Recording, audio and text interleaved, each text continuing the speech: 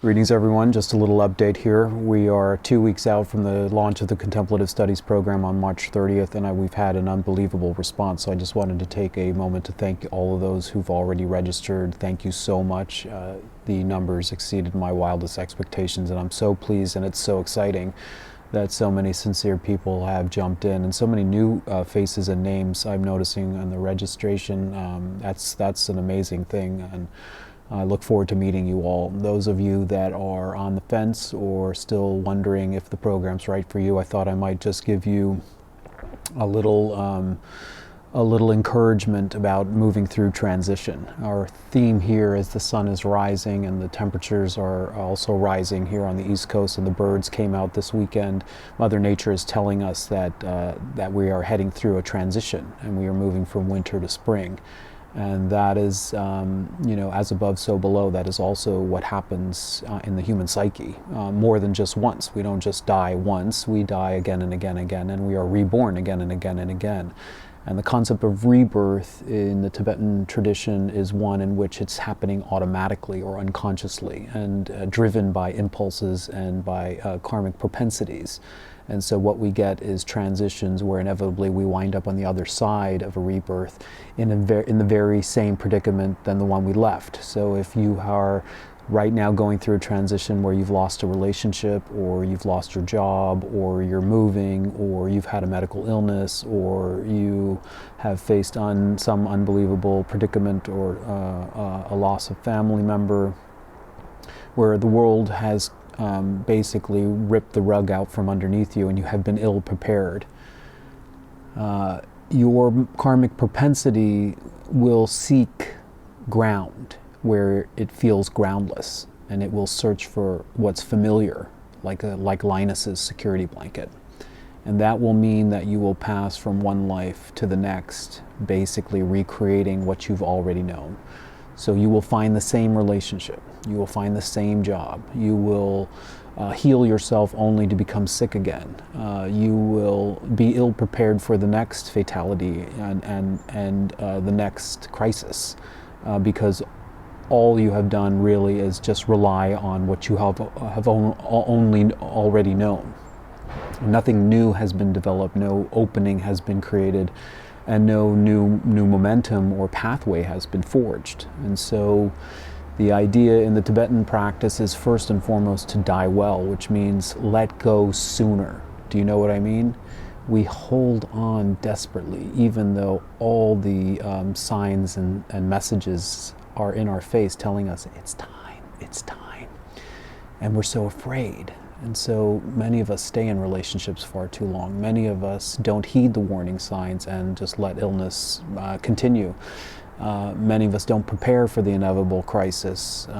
So listen, let go, and embrace change is the first step. And then the second step is called the between, or the transition between a former life and the new one. Before the new one emerges, there's this latent period. And that is the period to really plant new seeds and blaze new pathways. And so that's the time where you overcome fear and habit and start doing something new.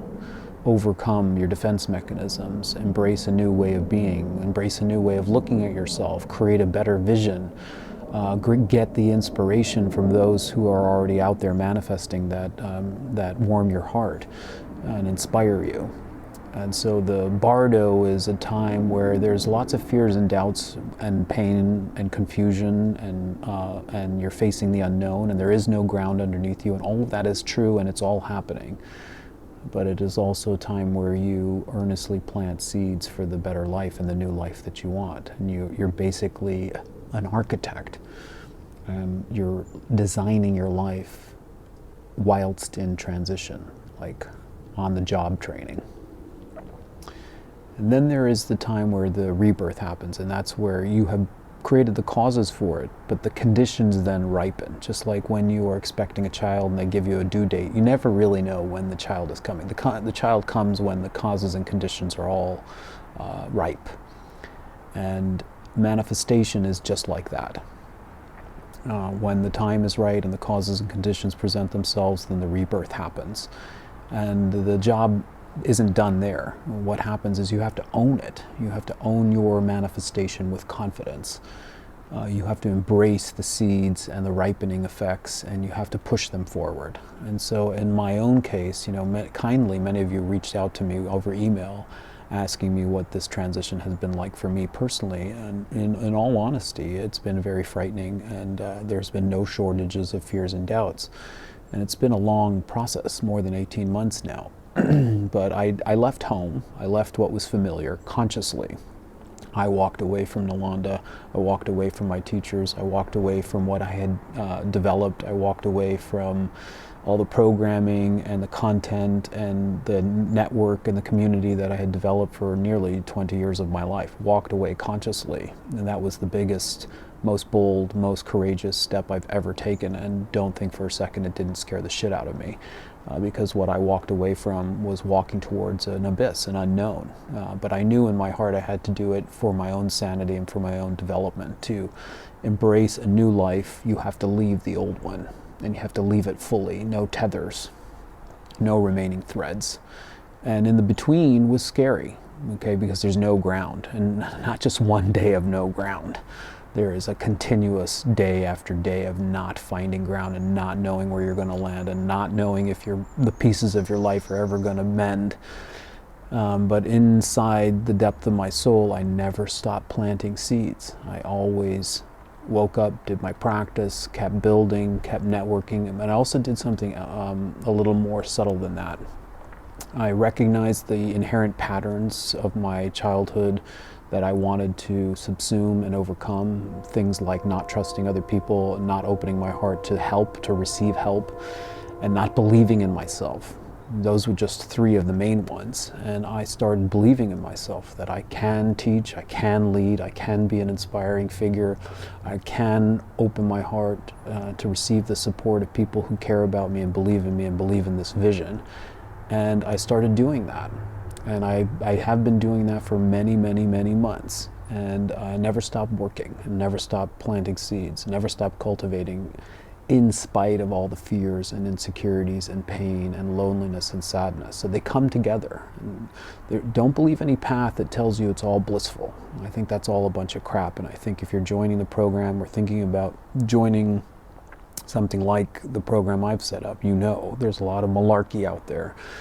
A lot of spectacular promises. This is an honest and true path where pain is part of it, insecurity is part of it, challenges are part of it, fears and doubts are part of it. The Dharma doesn't take those away. What the Dharma does is help you push through them and to stop listening to them. They are echoes of the phantoms of your past. And so I pushed through, and here we are now in the spring of my life, and on the verge of a rebirth. And I have come together with an amazing team. Thank you all to the team of people who believed in me and who supported me and created this platform out of nothing. And all the people who we've magnetized towards this program, who will themselves be part of this family and part of this process. Amazing people. And we have spearheaded by an unbelievably transformed human being in Geshe Tenzin Zopa, who will provide inspiration from afar. And we have a service project looming in the works where we can all make a significant contribution to others and the planet at large. And so everything that I had imagined is coming true. And that's what manifestation is all about. And so I want to just be very clear with you. I've been teaching this for a very long time, but this is the first real sense where I've gone through an entire cycle here, and everything that I teach is coming true, and that is providing even more reinforcement and confidence that when the time is ready for you, we will help you go through your transition to die and let go meaningfully with courage, to plant better seeds of vision and virtue in your between, and to own your manifestation during your rebirth process so that you can create a life that's more meaningful, filled with purpose, and that benefit others. So I'm geared up and inspired. I wanted to give you that inside note for your own reflection If you've already joined us for the program, thank you so much. If you're on the verge of hitting that registration button, please do. If this is resonating for you and if you're ready. 2 weeks out and I'm so fired up. I hope you are too. See you soon. All best wishes.